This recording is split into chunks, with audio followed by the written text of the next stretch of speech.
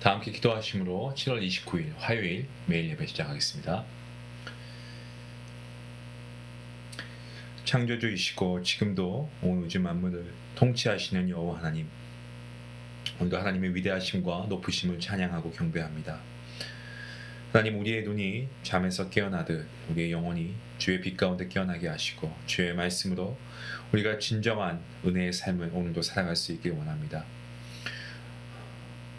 눈을 뜨면 우리에게 닥쳐오는 걱정과 염려가 있는 이 혼란스러운 세상 가운데 오늘도 우리가 말씀을 통하여 주님의 음성을 들을 때 우리 마음밭에 말씀을 통한 은혜와 평강이 임할 줄로 믿습니다. 하나님, 말씀을 따라가는 삶의 지혜도 허락하시고 능력도 더하여 주시옵소서. 무엇보다 이 매일 예배를 통하여서 주님과 더욱더 친밀하여지고 깊은 말씀의 교제를 통하여 오늘도 우리가 세상이 알지 못하는 그러한 은혜와 기쁨과 감사함으로 나아갈 수 있는 귀한 날 될 수 있도록 하나님 함께 하여 주시옵소서. 모든 예배에 참여하는 성도들 가운데 함께 하시고 이 예배를 마음으로 정말 최선을 다해서 드릴 때 하나님께서 이 짧은 시간을 통하여서도 하나님 영광 받아주시고 우리에게 말씀을 통한 놀라운 축복의 은혜를 더하여 주시옵소서. 감사하며 예수님의 이름으로 기도하옵나이다. 아멘. 찬송가 326장 함께 하시겠습니다.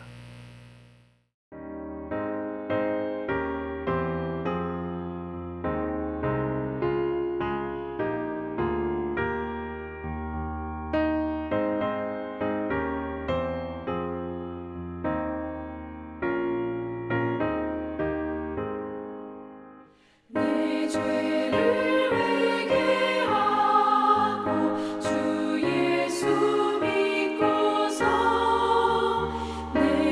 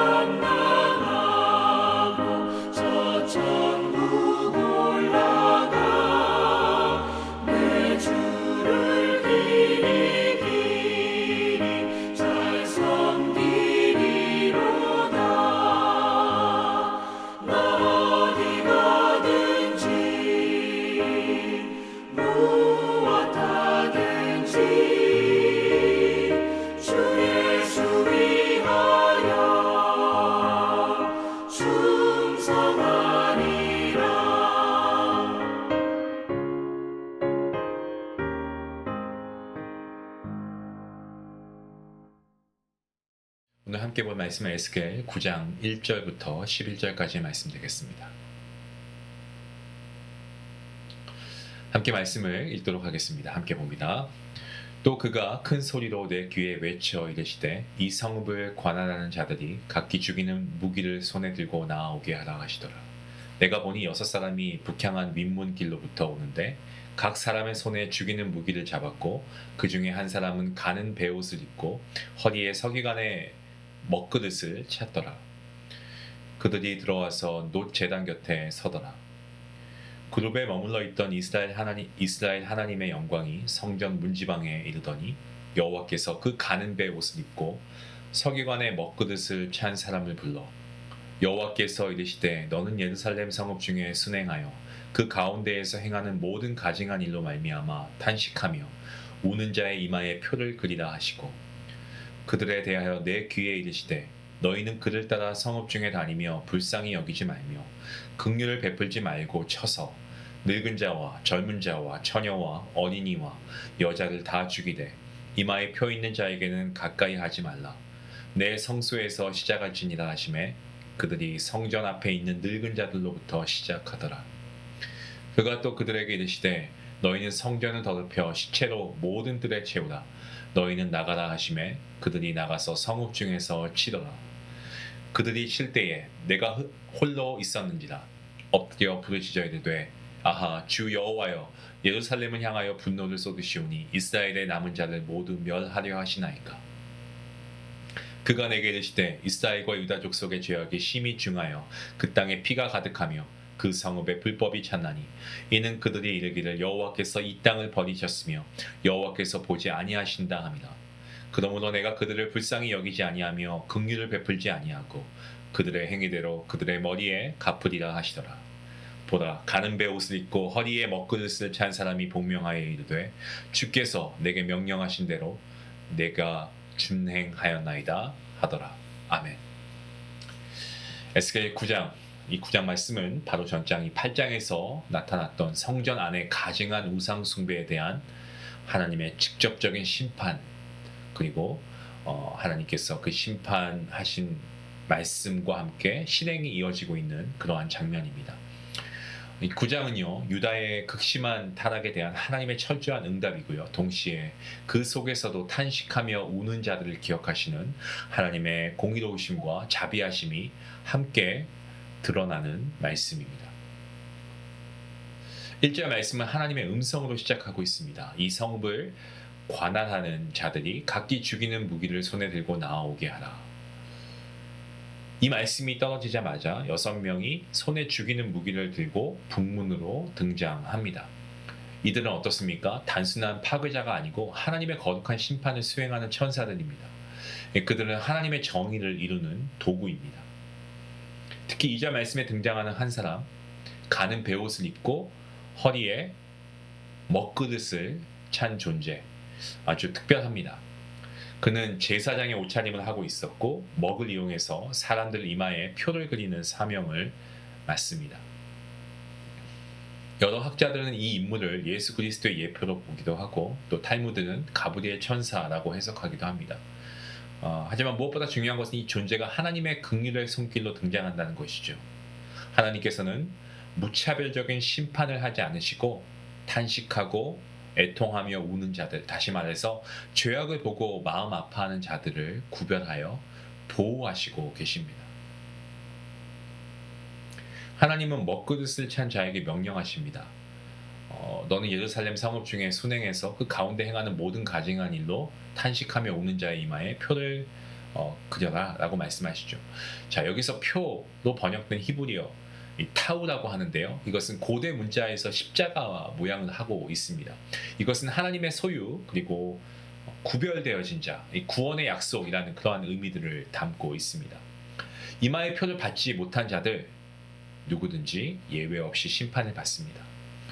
오늘 말씀을 예로 들면 늙은 자나 젊은 자, 처녀, 어린아이, 여자 예외가 없습니다. 이마에 표가 없는 자에게는 긍휼도 불쌍히 여김도 없습니다. 심판은 어디서부터 시작됩니까? 바로 성소에서 제사장들과 장로들로부터 시작이 됩니다. 이것은 하나님께서 거룩한 것의 타락을 가장 먼저 문제 삼으신다라고 하는 경고인 것이죠. 표식을 받은 자들, 이들은 유월절 어린 양의 피로 인해서 죽음이 넘어갔던 것처럼 하나님의 특별한 보호하심을 받습니다. 요한계시록을 보시면 거기서도 이마에 어린 양의 이름과 하나님의 이름이 기록된 자들이 구원을 받는 장면이 나오는데 이것은 동일한 신학적인 어떤 연결고리를 가지고 있습니다.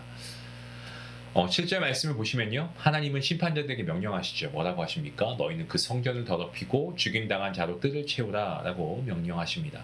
하나님께서 친히 세우신 성전, 그 거룩한 장소가 이제는 우상 숭배의 어떤 본거지가 되었고 그것으로 인해서 심판의 장소로 바뀌어 버립니다. 성전은 더 이상 하나님의 임재가 머무는 곳이 아니고 하나님의 진노가 시작되는 자리로 전락해 버린 거죠. 전락한 겁니다.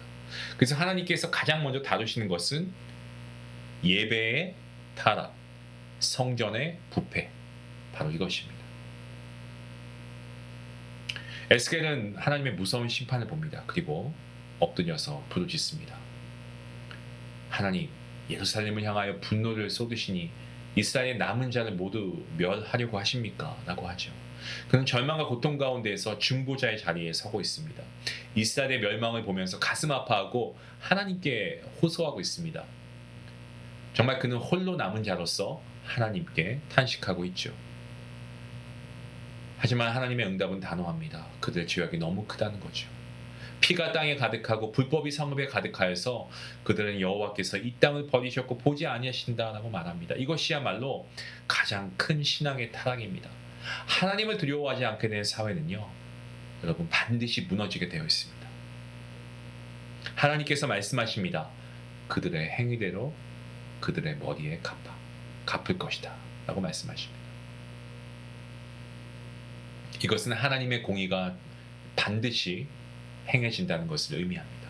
동시에 우린 여기서도 하나님의 마음을 느낄 수 있습니다. 돌이키지 않는 자에 대한 안타까움. 하지만 공의를 결코 포기하지 않으시는 하나님의 일관된 성품이 나타나 있는 말씀입니다. 오늘 이 말씀, 오늘을 살아가는 우리에게 어떠한 메시지를 줍니까? 에스겔 9장은 하나님의 진노 그리고 동시에 하나님의 보호하심이 공존하는 그러한 장입니다. 심판은 철저합니다. 죄에 대해서 분명히 그 죄에 대해서 물으시는 하나님이십니다. 하지만 그 가운데 탄식하며 우는 자들을 하나님 기억하시고요. 이마에 표를 그려주십니다. 죄악 앞에서 무감각하지 않고 하나님 앞에 회개하며 울 수 있는 그들이 바로 이 시대에 하나님이 찾으시는 사람들인 줄로 믿습니다. 우리의 시대도 다르지 않습니다, 여러분. 세상은 죄악으로 가득합니다. 많은 사람들은 하나님의 눈길을 의식하지 않고 살아가죠. 심지어 많은 교회들도 그런 것 같습니다. 하지만 성도님들, 하나님께서는 오늘도 하나님의 마음을 품고 세상의 죄를 탄식하는 자들을 찾고 계십니다. 그래서 우리는 우리의 교회의 기도 제목만을, 우리 가정의 기도 제목만을, 우리 개인의 기도 제목만을 다루지 않고 우리는 이 땅을 위해서, 이 샌프란시스코를 위해서, 미국을 위해서, 한국을 위해서 기도하지 않습니까? 여러분, 우리 함께 계속해서 기도하십시다. 세상의 죄를 우리가 탄식하며 함께 기도하며 우리가 먼저 하나님께 회개하며 나아가는 우리의 모습이 되길 원합니다. 그렇게 할 때 하나님께서 하나님의 심판을 거두시고 다시 회복으로 이 땅을 온전케 하실 줄로 믿습니다. 우리가 그런 기도자가 되고 우리가 하나님 앞에 나아가는 우리의 모습이 있기를 간절히 원합니다. 기도하시겠습니다. 하나님 감사합니다. 오늘도 말씀으로 우리를 깨우쳐 주시고 먼저 우리로 하여금 회개의 마음을 주시니 감사합니다. 이 시대의 죄악을 보며 어떻게 보면 우리 마음도 그냥 너무나 당연하게 생각하면서 그 죄에 대해서 심각하게 생각하지 않았는데 하나님, 이런 우리의 마음을 주님께서 용서해 주시고 에스겔이 혼자 엎드려 기도했던 것처럼 우리도 이 땅을 위해서 정말 눈물의 중보자가 되게 하여 주시옵소서. 하나님께서 보시는 하나님의 눈으로 우리가 세상을 바라보게 하시고 하나님께서 아파하신 그 마음으로 우리가 하나님의 마음을 가지고 기도하게 허락해 주시옵소서. 죄악을 탄식하며 정말 그 죄악에 대해서 우는 자들에게 구원의 표를 주시는 하나님, 저희를 그 무리에 속한 자로 세워주시고 이 땅을 위해서 기도할 수 있는 기도의 중보자로 주님 허락하여 주시옵소서. 감사하며 예수님의 이름으로 기도합니다. 아멘. 오늘 하루 여러분 뉴스를 또 보면 어떻습니까? 세상에 어두운 현실이 있죠.